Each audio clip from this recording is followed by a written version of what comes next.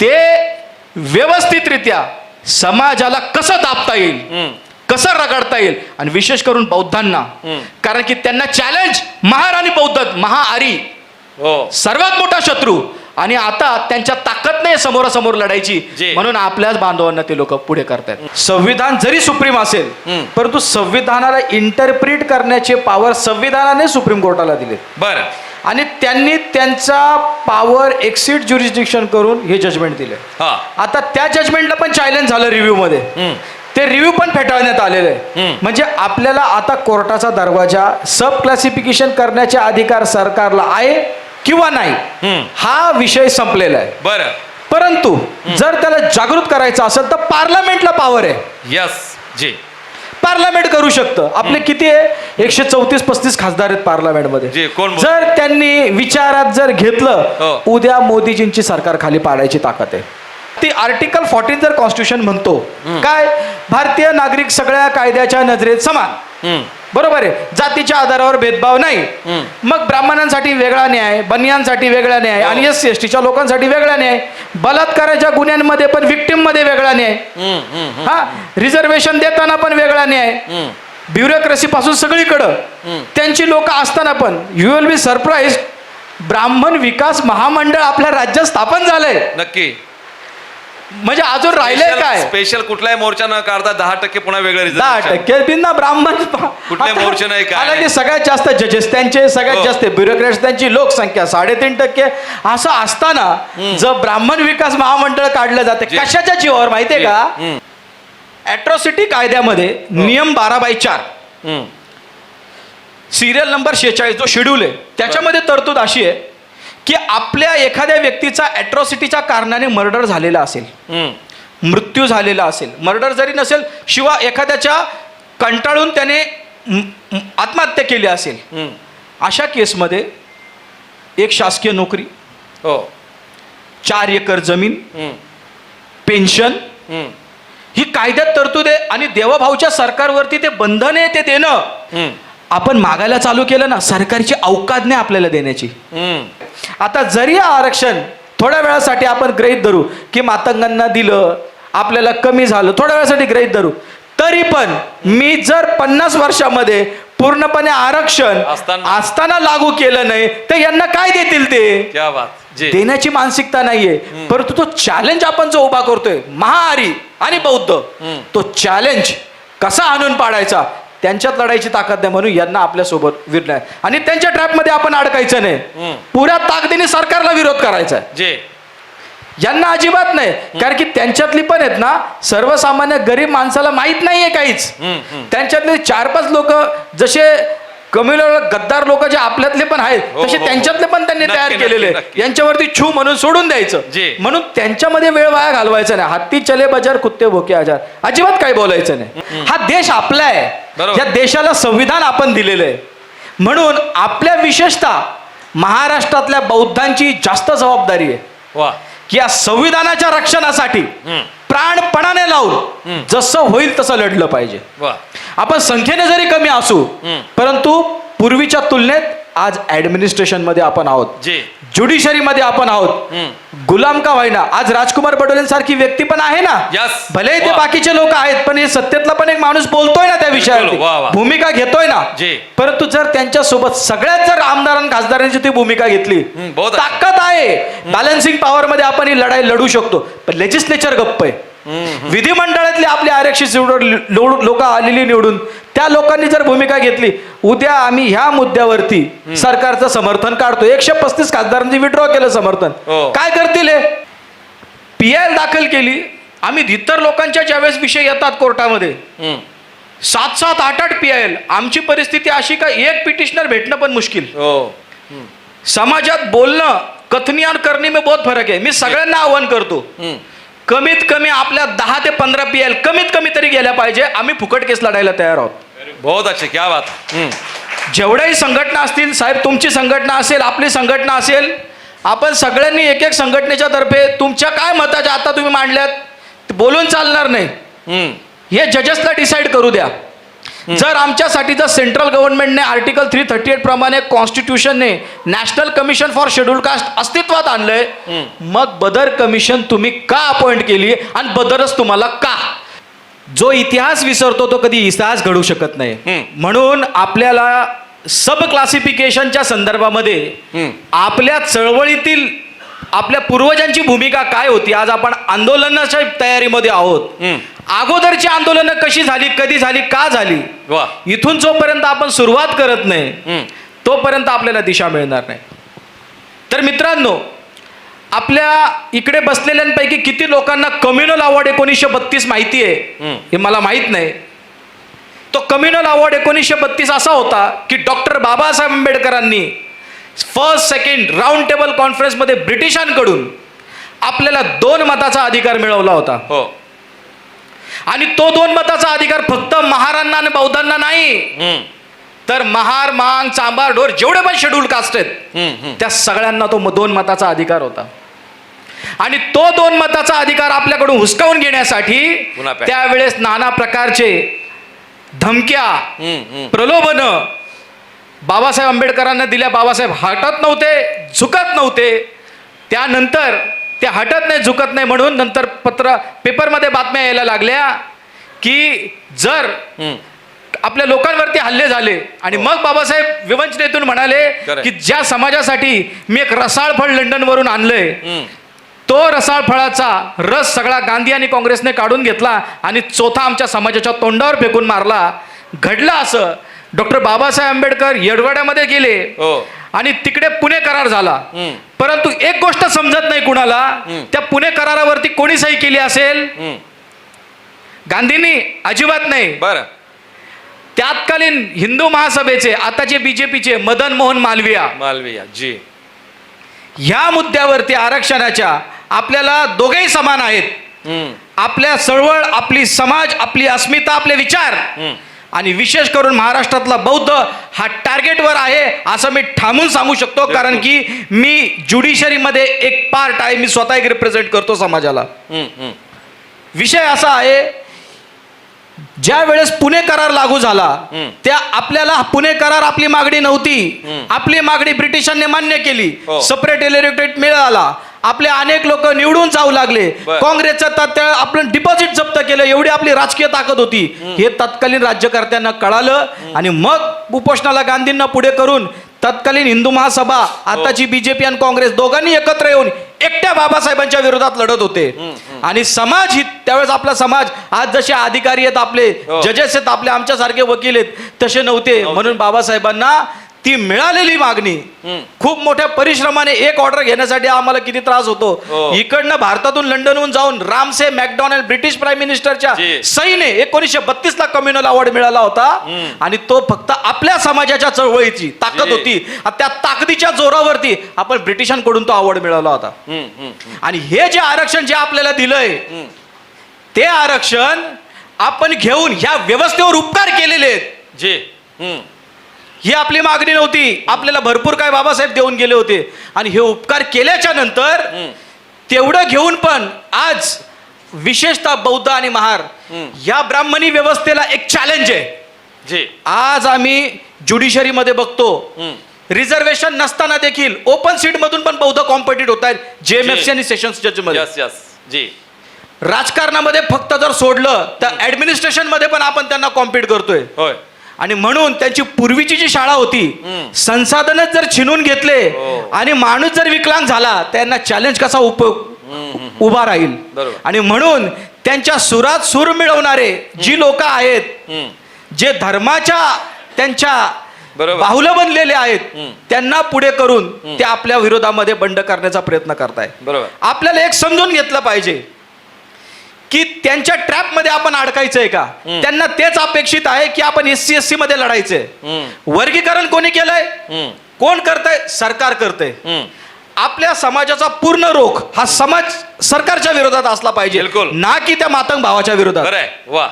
त्याचं कारण करतंय कोण? ते करतायत. आणि जर आपण मातंगांच्या विरोधात भूमिका जर घेत असू किंवा बोलत असू सोशल मीडियावरती, तर आपण सरकारच्या ट्रॅप मध्ये अडकतोय. त्यांना जे अपेक्षित आहे ते आपण तेच अपेक्षित आहे करतोय. त्यांना. बरोबर. म्हणून आपली लढाई कुठली असली पाहिजे? सरकारच्या विरोधात. हा झाला सामाजिक विषय, इतिहासाचा विषय. आता आपण बदरची अपॉइंटमेंट, हो. ती कशी चुकीची आहे, ती कशी अनकॉन्स्टिट्युशनल आहे, त्याच्यावरती मी प्रकाश टाकू इच्छितो. भारतीय राज्यघटनेचा अनुच्छेद 338 चा सब क्लॉज 5, त्याच्यामध्ये आपलं म्हटलेलं आहे, it shall be the duty of the commission. म्हणजे कमिशन कोण? National commission of schedule caste. जे सेंट्रलला ऑलरेडी आहे, होय होय. समजून घ्या. सेंट्रलला नॅशनल कमिशन आपण थोड्या वेळासाठी गृहीत धरू.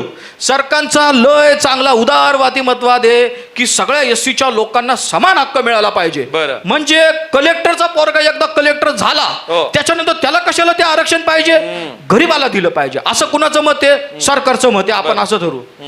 मग बाबा आम्ही एवढे प्रगत आहोत, मग त्या कमिशन मध्ये बदरच्या व्यतिरिक्त किंवा बदरच्या सोबत हो. 1-2 एससीचा कोणी न्यायाधीश नाही मिळाला का? विषय महत्वाचा. वा, खूपच छान. खूप आम्ही प्रगत आहोत ना.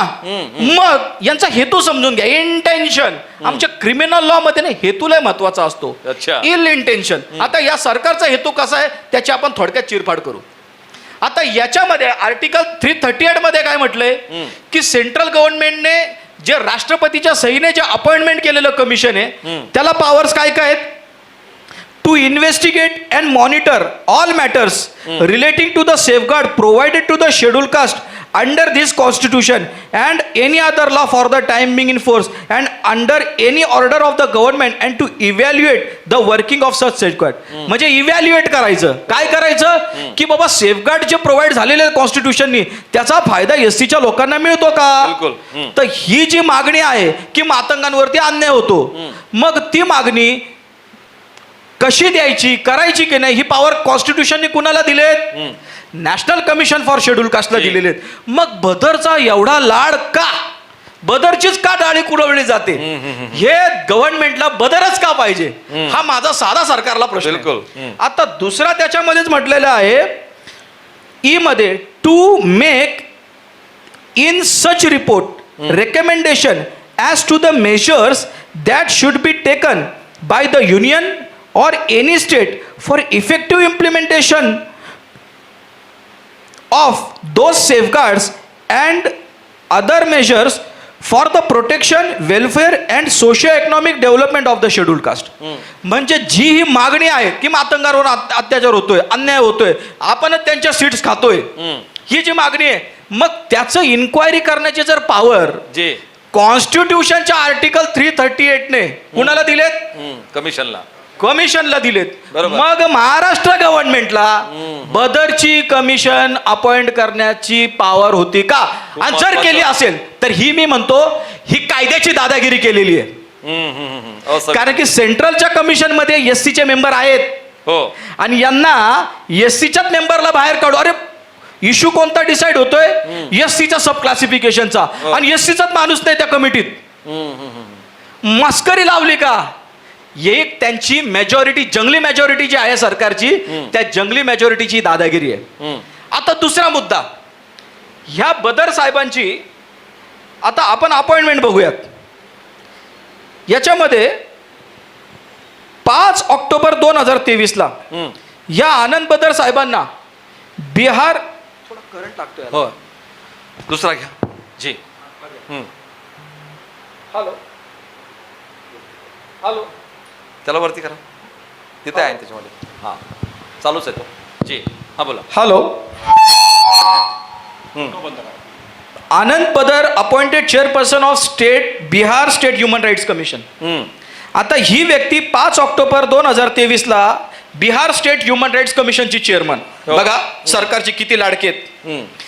त्याच्यानंतर हेच बदर साहेब 4/10/2023 ला त्यांची नोटिफिकेशन आलेली आहे. त्याच्यानंतर 12/3/25 ला chairperson of Maharashtra state human rights commission. म्हणजे बिहारला पण हेच, महाराष्ट्राला पण हेच. बघा दोन कमिशनला एकच माणूस, म्हणजे किती लाडका आहे सरकारचा. आणि जर आपण पाहिलं अपॉइंटमेंट यांची महाराष्ट्र गव्हर्नमेंटने कधी केली? 15 ऑक्टोबर 2024ला. आता थोड्या वेळासाठी आपण धरू. सरकारी कर्मचारी कोण आहेत का इथे? हां हां. तर याच्यामध्ये मला एवढंच म्हणायचं आहे की एखादा सरकारी कर्मचारी रेल्वे डिपार्टमेंटमध्ये टीसी असेल, हो बरोबर आहे, त्या टीसीला परत उचलून हां त्याला म्हटलं आता बस स्टॉपमध्ये जाऊन कंडक्टर हो, करता येतं का? साध्या भाषेत याला आम्ही लिगल लँग्वेजमध्ये ऑफिस ऑफ प्रॉफिट, म्हणजे तिथं पण ऑफिस ऑफ प्रॉफिट एन्जॉय करायचा कसं पॉसिबल आहे? आता प्रश्न हा उद्भवतो, वकील साहेब तुम्ही तर चांगल्या चांगल्या गोष्टी सांगता, तुम्ही वकील म्हणून काय केलं? तर उत्तर याचं का आम्ही त्याच्या अपॉइंटमेंटला चॅलेंज केली, PIL दाखल केली. वा, जोरदार टाळ्या होऊन त्या. खरं तर खूप चांगली महत्वाची माहिती आहे. वा. आता अडचण कुठे झाली? ज्या वेळेस आम्ही तिथे हायकोर्टात पाहतो, समजून घ्या आपल्याला मिळून लढायची, आपली आंदोलनात मागणी काय असली पाहिजे, आपली मागणीत जर तकलादू असेल तर सरकारला आपल्याला हरायचं नाही, आपल्याला जिंकायचंय, आपण त्या अँगलने आपली तयारी असली पाहिजे. तर PIL दाखल केली आम्ही. इतर लोकांच्या ज्यावेळेस विषय येतात कोर्टामध्ये 7-7, 8-8 PIL. आमची परिस्थिती अशी का एक पिटिशनर भेटणं पण मुश्किल. समाजात बोलणं, कथनी आणि करणी में बहुत फरक आहे. मी सगळ्यांना आव्हान करतो, कमीत कमी आपल्या 10 ते 15 PIL कमीत कमी तरी गेल्या पाहिजे. आम्ही फुकट केस लढायला तयार आहोत. बहुत अच्छे, क्या बात.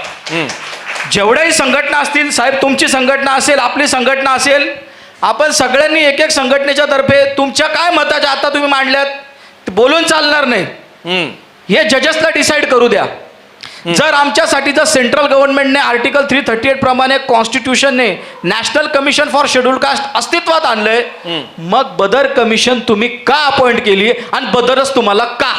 म्हणजे असं तर नाही की देवाभाऊ जसे बोलतील, चीफ मिनिस्टर बोलतील तसा रिपोर्ट बनवून आणा, त्यांना जसा पाहिजे तसा रिपोर्ट, म्हणून चॉईसने तर माणूस नाही तुम्ही तयार केला. असे प्रश्न निर्माण व्हायला कारण आहेत ना. नक्की. आता दुसरा मुद्दा याच्यामध्ये आपण थोड्या वेळासाठी गृहीत धरू की सरकारचा, मी आता सगळं सरकारच्याच बाजूने बोलणार, सरकारचा इंटेन्शन लय चांगला. आता जर सरकारचा इंटेन्शन लय चांगला तर आपले जे आता कायदे जे अस्तित्वात आहे, आपल्याला जे संरक्षण दिलेले कायद्याने, त्याचं इम्प्लिमेंटेशन सरकारने किती केलं याची थोडीशी आपण विवंचना करू. नक्की. तर आपल्याला माहिती असेल 1997ला रमाबाई कॉलनी हत्याकांड झाला. किती लोक मारले आपले? 10 लोक मेले. एक कुर्ल्यातला मारला, तरुण गेले. 14 वर्षाचा मंगेश शिवशरण गेला. मी त्या अंत्ययात्रेत होतो. मी 12-13 वर्षाचा असेल त्यावेळेस. मी तो टाहो पाहिलाय.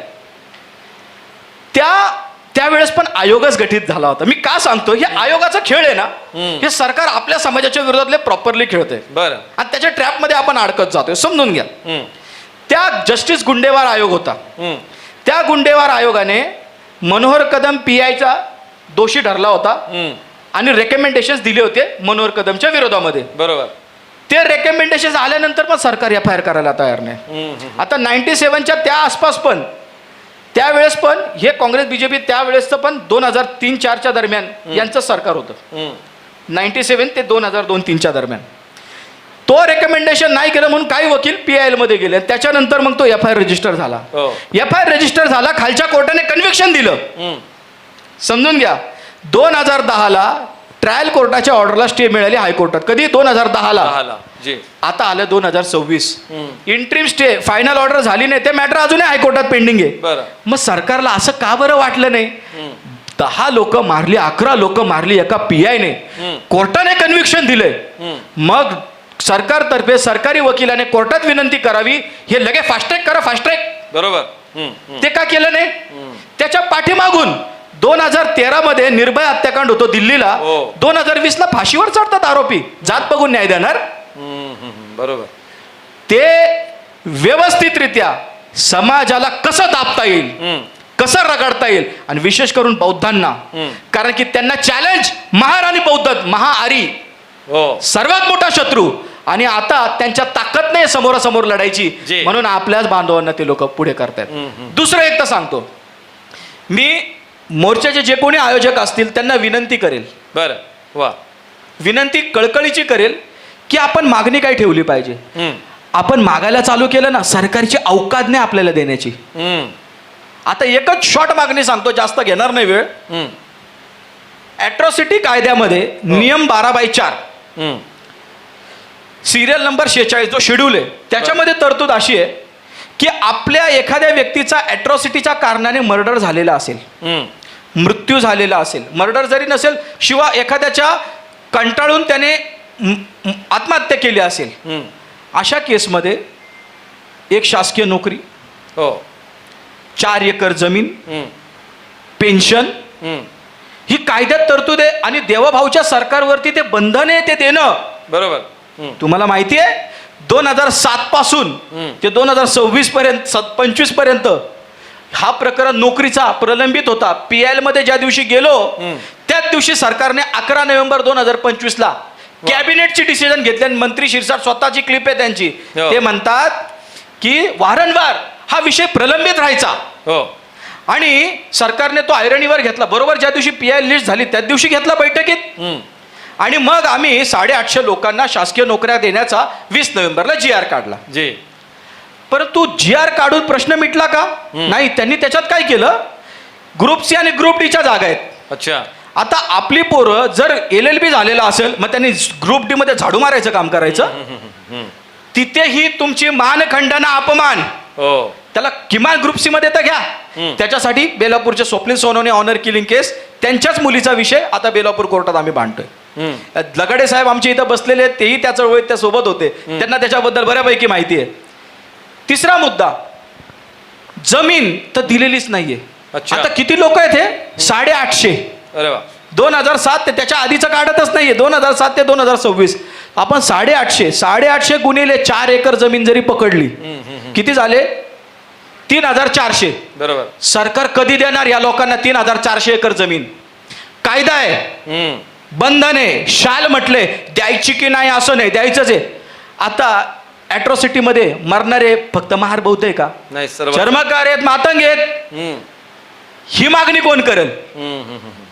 तुम्हाला वर्गीकरण पाहिजे ना. मग आता जे तुम्ही कायदा 1989 ला पारित झालाय, हम्म. कायदा म्हणतो 2 महिन्याच्या आत निकाल लागला पाहिजे ॲट्रॉसिटीचा. हम्म. 15-15, 20-20 वर्ष कोर्टात केस चालते. हम्म. आणि त्याच्या पाठीमागे जाऊन आपण थोड्या वेळासाठी गरीब धरू, जजेसच कमी आहेत, मॅटरच नाही लागत, मग त्या निर्भयाचं कसं काय लागते पटकन? हो, महत्वाचा मुद्दा आहे. बरोबर. आपल्या देशामध्ये जात बघून न्याय दिला जातो. यस. महिला ही महिला असते, त्या महिलेवर अन्याय झाला, तिच्या सोबत आहोत आम्ही. होय. परंतु आमच्या भोत मागे बहिणीला हो. अजूनही ते आरोपी का जेलमध्ये दिसत नाही हो? हम्म. हम्म. हम्म. हम्म. कोणी थांबवलंय? हम्म. खूप छान. मला इतकंच सांगायचंय, 1932 ला डॉक्टर बाबासाहेब आंबेडकरांनी कम्युनल अवॉर्ड दिला होता. आणि त्या अवॉर्डमुळे हम्म. आपला प्रतिनिधी म्हणजे SC प्रतिनिधी जर उभा राहिला तर आपल्याच लोकांना त्याला निवडून देण्याचा अधिकार होता, दुसरे देऊ शकत नव्हते.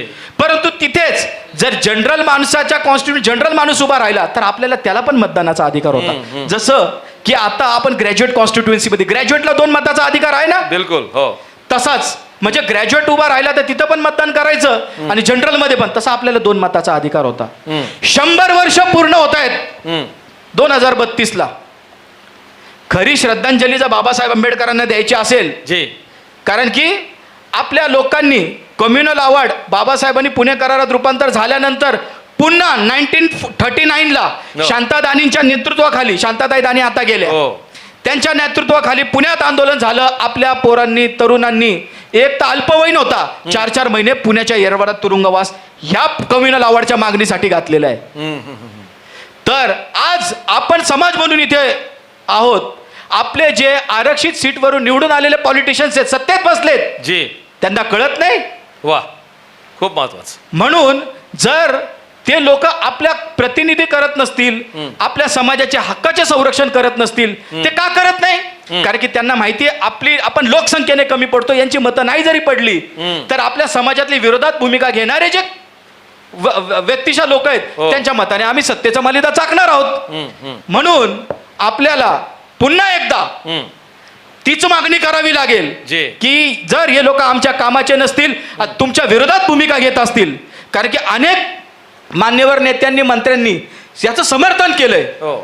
आज समाज म्हणून आपण समाजासाठी लढतोय आणि जर हे आपल्या काही कामाचेच नसतील बहुत अच्छे. तर यांना खुर्चीवर का बसवावं. खूपच महत्वाचं. वा.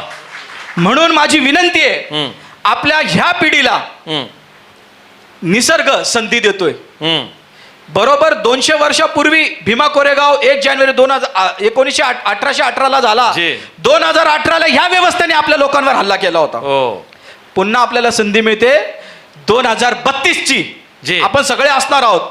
जर ही लढाई जर आपण सुरू झाली, political power is the master की. जी. आणि ती पॉलिटिकल पॉवर त्याच वेळेस आपण हे प्रतिनिधी काही कामाचे नाही जोपर्यंत आपल्यातले खरे प्रतिनिधी बहुत. पार्लमेंट मध्ये जात नाही. हा लढा तिथून उभारला पाहिजे. आम्हाला जर हे प्रतिनिधी असताना देखील आमच्या भूतमागे ताईला न्याय मिळत नसेल, 10 लोक मारल्यानंतर त्यांना न्याय मिळत नसेल, आमचे जमिनीचे प्रश्न सुटत नसतील आणि त्यातल्या त्यात सब क्लासिफिकेशनला पहिलं तर शांत बसायचे, विरोधात भूमिका घेत असतील समाजाच्या, तर आपल्याला आता वेळ आलेली वा. आहे की यांच्या खुर्च्या खाली करायला पाहिजेत. आणि म्हणून आपण ह्या मागण्या कशा सरकारपर्यंत पोहोचू शकतो आणि कसं अवेअर करू शकतो समाजाला, बहुत अच्छे. आपण हा प्रयत्न केला पाहिजे. आणि माझी समाज म्हणून आमच्या सगळ्या बंधू भगिनींना विनंती आहे, आपल्याला हा रेटा बाबासाहेब आंबेडकर फक्त आणि फक्त रस्त्यावरची लढाई लढत नव्हते, आंदोलनाची लढाई लढत नाही, न्यायालयात पण लढत होते. Yes. आपल्याला वाह. दोन्ही बाजूने लढावा लागेल. बहुत अच्छे. न्यायालयाची कमान सांभाळायला आम्ही सक्षम आहोत. तुम्ही सामाजिक कार्यकर्ते म्हणून धार्मिक चळवळीत काम करतात, राजकीय चळवळीत काम करतात. प्रामाणिक शुद्ध हेतू असेल तर कधीही हाक द्या. निशुल्क कुठलाही 1 रुपयाची आम्ही अपेक्षा न वाह. करता तुमच्यासाठी लढू. इतकंच बोलून माझे 2 शब्द संपवतो. जय भीम, जय बुद्ध, जय भारत. जर बदल झाला तर याचा फायदा इथल्या व्यवस्थेतील ब्राह्मणांना. हो, बिलकुल. क्या बात आहे. आणि जर असं बदल झाला तर करायचं काय, हा पण प्रश्न आहे. खूपच महत्वाचा प्रश्न आहे. जी. करायचं काय. हो. एकदा सुप्रीम कोर्टाने जजमेंट दिलं, सब क्लासिफिकेशन करण्याचे अधिकार हे गव्हर्नमेंटला दिले, राज्य सरकारला दिले. जी. परंतु पार्लमेंटने जो कायदा पारित केलाय त्याच्यात कर्तव्य पण सरकारवर सर, टाकलं. एक थोडंसं जोडतो मी तुम्हाला. मला एक सांगा, मी इथे या देशामध्ये सुप्रीम काय आहे? The constitution is supreme. यास जोरदार टाळ्या होऊन जातात. खूप महत्वाचं आहे. या देशामध्ये जर सुप्रीम असेल तर फक्त संविधान आहे.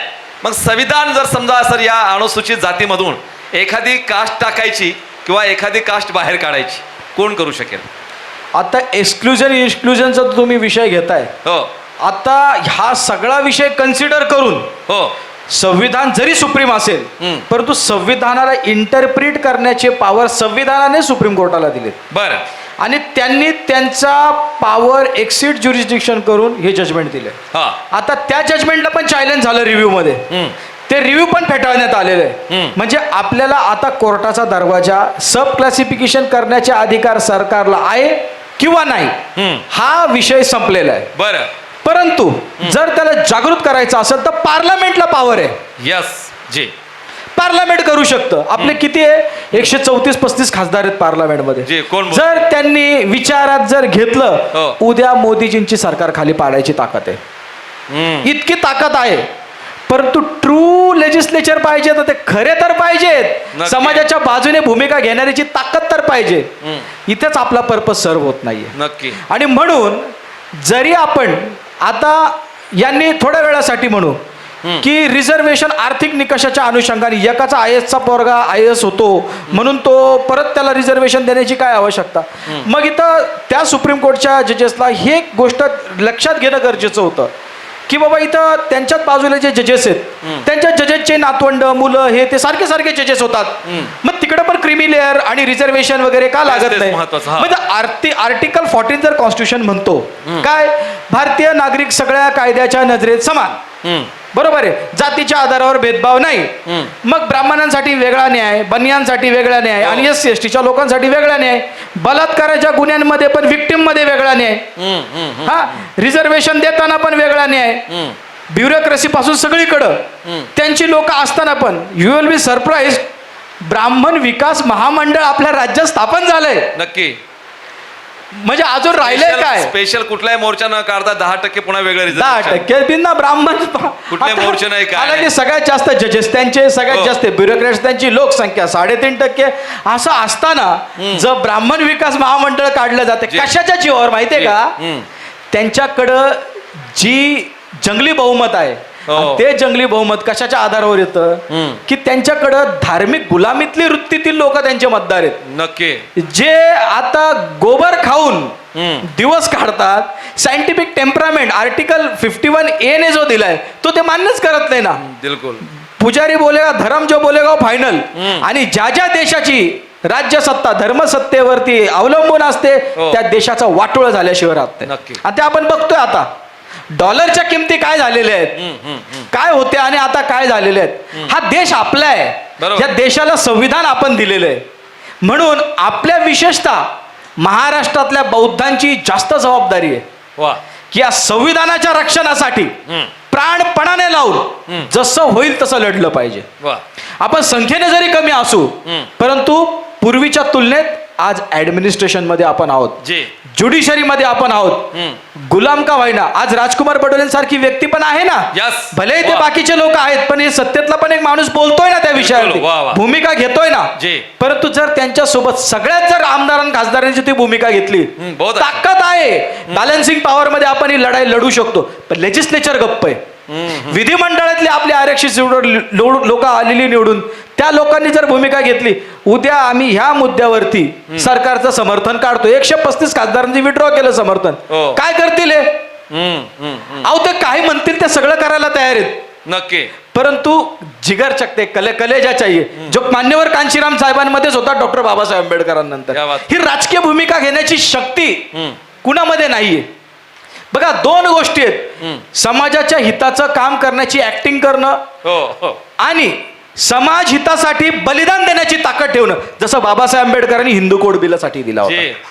ओबीसी साठी. ही असे लोकप्रतिनिधी कधी होतील ज्या वेळेस फक्त आणि फक्त ज्या नेत्याला कळेल की बाबा मी फक्त या एससीच्या लोकांच्या मतावर निवडून आलेलो आहे, जर यांच्या विरोधात भूमिका घेतली तर परत निवडून देणार नाही. हो. ही भीती त्याच्या निर्माण झाली तरच होईल. आणि ह्या व्यवस्थेमध्ये ते होणं शक्य नाही. म्हणून संविधानामध्ये किती चांगल्या तरतुदी आपल्या फेवरेच्या असत्या, राबवणारी यंत्रणा Yes. जर आपल्या समाजाच्या विरोधातली भूमिका घेत असेल तर ते संविधानातले अधिकार देऊन ते फक्त कायद्यावरतीच राहतील. It is nothing but tiger on paper. हा फक्त कागदावरचा वाघ राहील. आता जरी आरक्षण थोड्या वेळासाठी आपण गृहीत धरू की मातंगांना दिलं आपल्याला कमी झालं, थोड्या वेळासाठी गृहीत धरू, तरी पण मी जर 50 वर्षामध्ये पूर्णपणे आरक्षण असताना लागू केलं नाही तर यांना काय देतील ते? क्या बात. जी. देण्याची मानसिकता नाहीये. परंतु तो चॅलेंज आपण जो उभा करतोय महाआरी आणि बौद्ध, तो चॅलेंज कसा आणून पाडायचा त्यांच्यात लढायची ताकद नाही. म्हणून यांना आपल्या सोबत विरणार आणि त्यांच्या ट्रॅपमध्ये आपण अडकायचं नाही. पुऱ्या ताकदीने सरकारला विरोध करायचा आहे. जी. यांना अजिबात नाही. कारण की त्यांच्यातली पण आहेत ना सर्वसामान्य गरीब माणसाला माहित नाहीये काहीच. त्यांच्यातले 4-5 लोक जसे कम्युनल गद्दार लोक जे आपल्यातले पण आहेत तसे त्यांच्यातले पण त्यांनी तयार केलेले. यांच्यावरती छू म्हणून सोडून द्यायचं. म्हणून त्यांच्यामध्ये वेळ वाया घालवायचा नाही. हत्ती चले बजार कुत्ते भोके आजार. अजिबात काही बोलायचं नाही. आपण फक्त सरकारच्या भूमिकेवरती मागणी ठाम ठेवायची. जी कायद्याने सरकारचे कर्तव्य तीच मागणी ठेवायची. 3.5 एकर जमीन नक्की विक्टिमला द्या आणि नंतर टेबलवर बोला. हे करू शकता की नाही? बिलकुल. मागा ना त्यांच्याकडे उत्तर. खूपच महत्वाचं. एक पण लेजिस्लेचर या विषयावरती बोलत नाही. हे मागून तर बघा. हे मागितल्यानंतर बघा देशात वादळ होतं या विषयावरती. बिलकुल. वा. जर ही मागणी ठेवली 3.5 एकर जमीन देणं म्हणजे काय जोक नाहीये. 4 एकर जमीन प्रत्येकाला. आणि त्या मुद्द्यावरती मातंगांना पण सोबत यावं लागेल. कारण की मृत्यू पावणारे फक्त महार नाहीयेत ना. हा मुद्दा जर आपण लावून धरला तर सरकारची नक्कीच कोंडी होईल. आणि आपल्याला मुत्सद्दी राजकारण जोपर्यंत आपण करत नाही तोपर्यंत समाजाला न्याय मिळणार नाही. हा विषय ऑलरेडी जो सुप्रीम कोर्टाने डिसाईड केलाय त्याला आपल्याला फक्त टेक्निकॅलिटीवरती चॅलेंज करून हाणून पाडता येईल. आणि जर कमिशनची अपॉइंटमेंटच चुकीची असेल, जर कमिशनची अपॉइंटमेंट ऑर्डर जर कॉस्ट झाली तर त्याचा अहवाल पण कॉस्ट होतो. अहवाल कॉस्ट झाला म्हणजे हा विषय खळबळला, तो आपण लाडून धरला. परंतु ही जो स्पीड त्यांचा वाढत चाललाय पटपट पटपट करण्याचा, त्याला म्हणायचं पहिलं तुम्ही आम्हाला 4.5 एकर जमीन किती टाइम बाउंड पिरियड मध्ये देताय प्रत्येक विक्टिमला अॅट्रॉसिटी 850 लोकांना, त्याचा अहवाल तुम्ही सादर करा. ही मागणी जरी लावून धरली मी म्हणतो 90% आपलं काम झालं. बहुत अच्छी.